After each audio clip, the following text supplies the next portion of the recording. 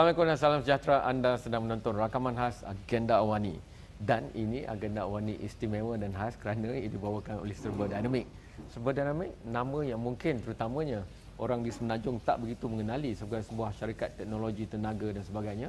Tetapi kini setahun lebih sahaja selepas mereka disenaraikan di bursa, now they are already listed, and I'm very, very proud that a company that Esra Awani has been associated with has now gone past the valuation of 5 billion Malaysian ringgit. Congratulations to Dato' Abdul Karim, orang besar, Group Managing Director, Group CEO. Dato' Karim, I would like just to go straight to the point where before Serba Dinamik has been looked upon as an underdog. Now you're no longer the underdog because you're so huge and big. You yourself have been quoted at 1.16 billion worth after the amount of shareholding and everything else. But I want to look at that from a positive point of view. That shows that a company that has started as an SME went through, whether it's public or private initiatives, and now has made it as one of the world's leading company in what you do, which is looking at services, EPCC and all this stuff. But the one thing I want to take out from there is, now that you have reached where you have targeted before, surely the target forward will be higher than ever before. So what are your targets going to the future? Because once you are no longer the underdog, you are the heavyweight, sometimes the fight gets tougher, and the issue of sustainability grows up. The bigger you are, the harder you fall, is what people like to say.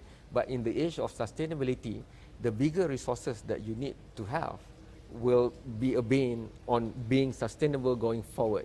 So how do you look at this as somebody who leads now a more than 5 billion Malaysian ringgit company? Firstly, thank you very much, Cik Gamarun, for having me here. And I also, before proceeding to answer the questions that you asked, would like to take this opportunity to say that the success of where Serba Dinamik is today is a teamwork. It is not a personal kind of achievement, but it is a team achievement which contributed back to the board of directors and also to the management team, plus the entire staff that have worked over these years to achieve the result that has been shown. And then I also like to say that people like yourself, Cik Amarul, has helps us to bring some of the message and missions over to the investment community, and also to certain extents help us to extend our capabilities to our potential prospects. It can be in domestic, it can be in other country. So I think we are very thankful to everybody who has played this part. And going back to what you have mentioned, what are we looking at, or how do we want to see Serba Dinamik moving forward? I always goes back to the theme that normally Serba Dinamik would like to use from day one, from the inceptions of the company, which we say that think globally, act locally. So back in our mind, we have the intention that the market for Serba Dinamik is the global or is the world. But again, we should not forget the importance and the functions and the role where local people will play. So based on this kind of approach, I think we have been quite successful entering into different countries.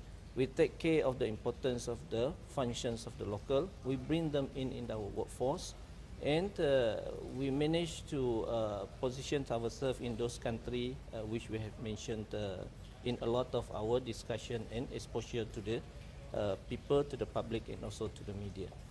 So the other point that I would like to touch on is we want that Serba Dinamik to be a multinational company of preferred choice.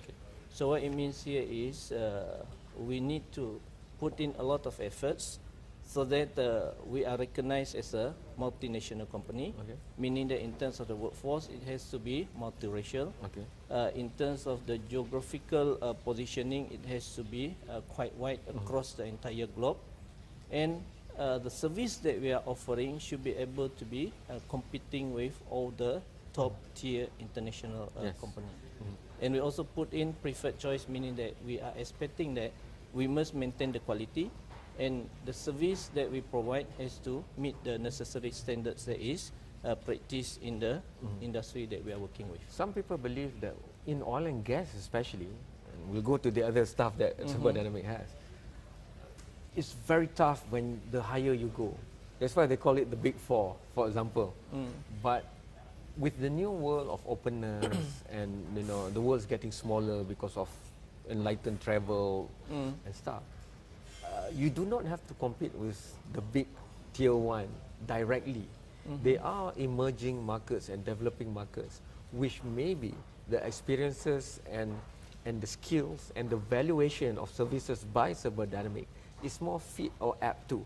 Do you see that as a plus point for Serba Dinamik to go global? Because sometimes local companies from Malaysia always have this gap for them to cross over to go international. But because in Serba Dinamik history, you started out in a big way in the Middle East before you were even big in Malaysia. So maybe the advantage you have is knowing that niche market of maybe not the most expensive top tier, but the next best thing, fitting the more of the developing markets rather than the developed markets. I would like to say that it varies from the experience of different company. Like our company, what we started off is just as an SME, and I always repeat saying that the success of Serba Dinamik positioning itself domestic and also internationally is very much going back to the track records and the capability, what it can do to satisfy the requirements of the customer. In fact, in terms of our positioning, we implemented actually a reverse approach, because we have been going out and trying to market ourselves, telling the Malaysian people that we can do all these high-end kind of latest state-of-art technology requirements to carry out a major overhaul of gas turbine, steam turbine, and the likes. And it was not taken in the context of the positivity that we can do it. So what we were thinking is, if that is the case, then let's go outside of Malaysia. And true enough, when we started our first job over in Qatar, we have done in compliance to what the industry wants. The customer and client is very happy with what we have done. And from there, we come back to our own country and tell our folks that, yeah, we have done this, you can refer to this particular person in another country. And from there, I think it built up the level of confidence. So what I'm trying to say is, innovations is very important. There is no one-way solutions to any challenges or problems or goals and objectives that an individual or an entity like a company want to achieve. Okay, I thought we go for the first break. Once we are back, when I look at the core, like O&M, operations and maintenance, engineering, procurement, construction and commissioning, EPCC, or your IT services, training, surely as you have more resources in terms of market capital, and with the light of the changing world, technology, the fourth industrial revolution, the foresight that you have to think not about just the needs of now, but 10, 20, 30 years from now. And once you start saying global, that means that while you are going to new markets, you're already envisioning where you are going to be. So is this three core enough? We've heard your forays into more services of healthcare, technology, and diversifying your approach. But my point is, even at the World Economic Forum, the first line of game changer in the fourth industrial revolution is data. And maybe it's an apt word to say here, because oil and gas has been a strong provider for Serba Dinamik. But they say the new oil is data. So let's talk about that after this short break.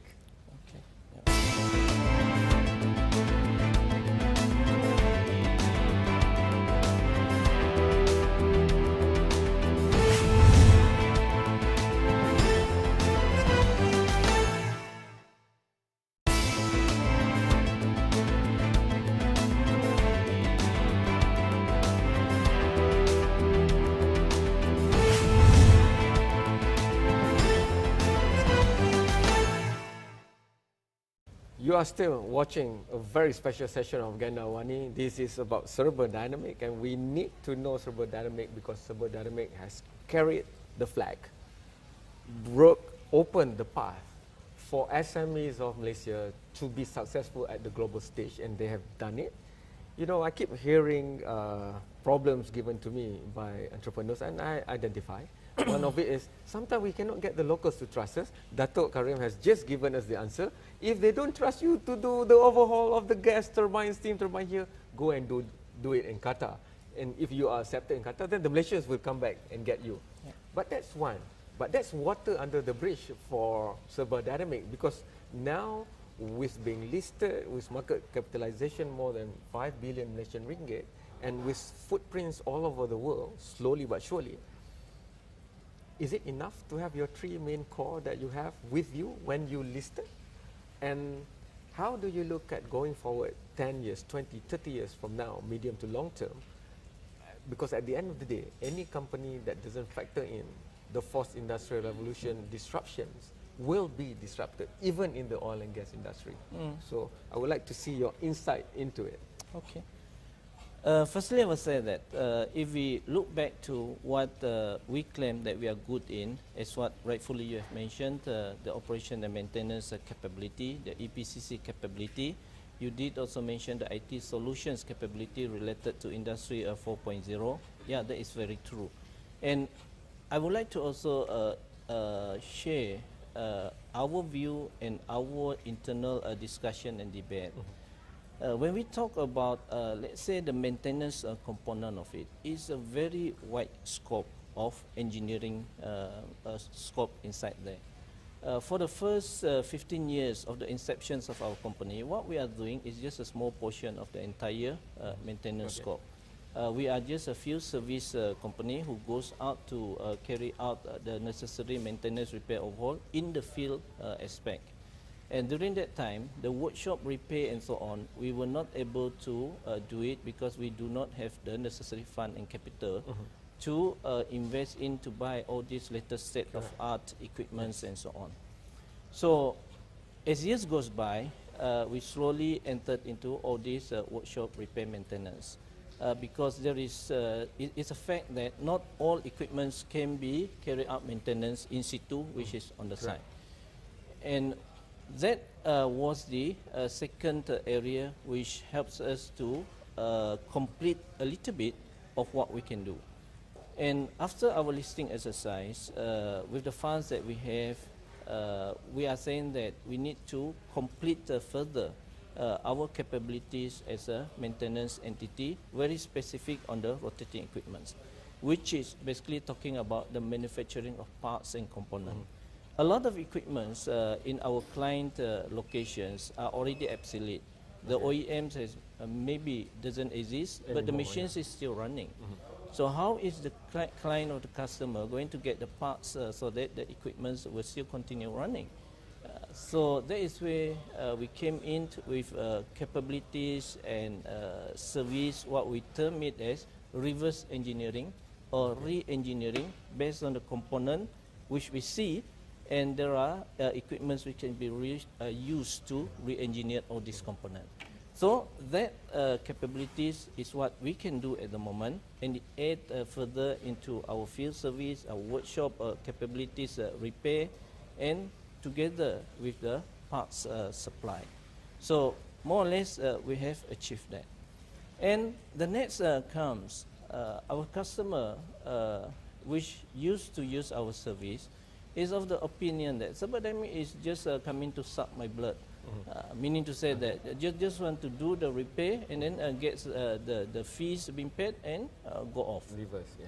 So they were of the opinion that we should be able to give mitigation plan or advice or other value-added kind of things so that all this recurrence of repair maintenance can be reduced down, so that it can cause a saving to them. Yes. So that is where the Industry 4.0, to a certain extent, from certain scope, plays a very important role. Because how do you know that the health of the equipment is through the data, information that you gathered? Similarly, when we want to check what is the health condition of our body, we have to go through a few testing to collect the data.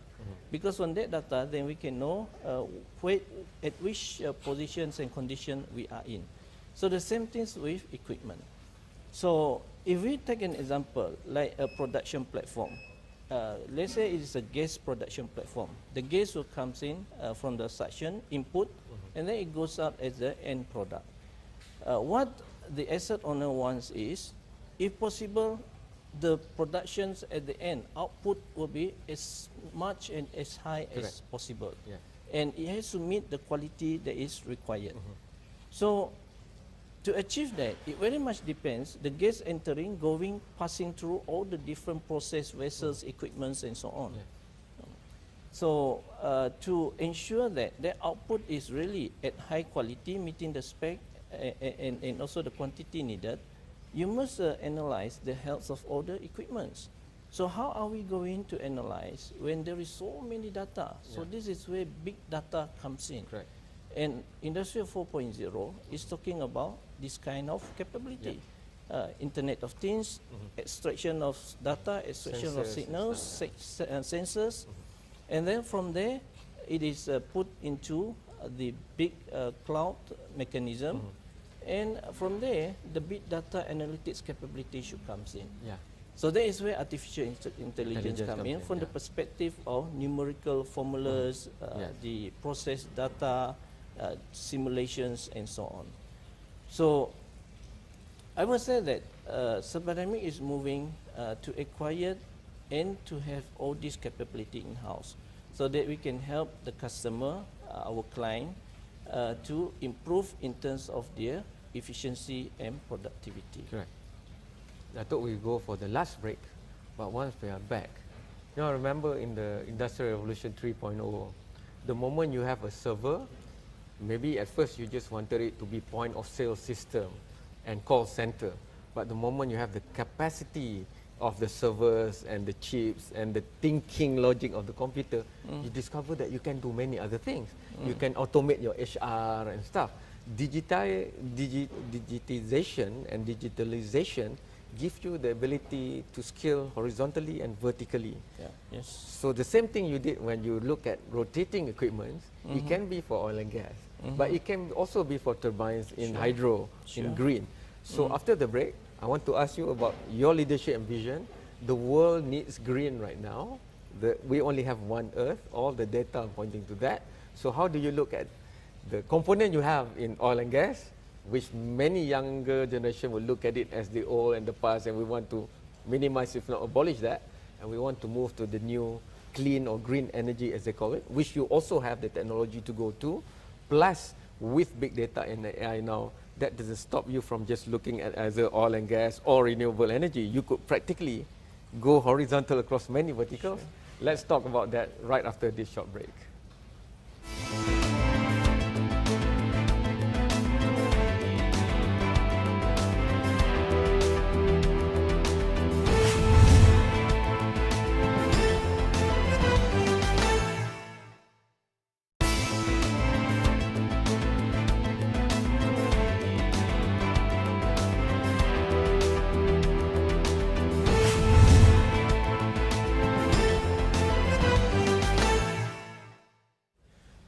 You know, great things sometimes start small.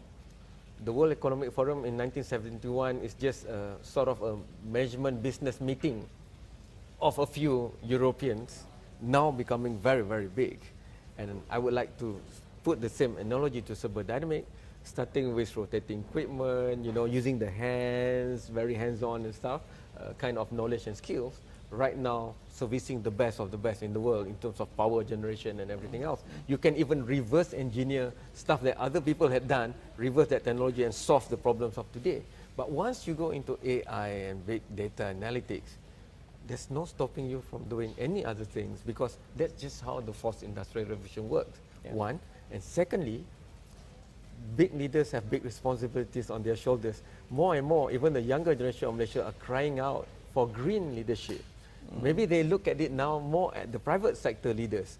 You know, if your market cap is that big and you have that kind of success, how do you give back to our flora and fauna, especially to the flora and fauna of Borneo and Sarawak and Sabah, where you come from, Dato'? Firstly, I would say that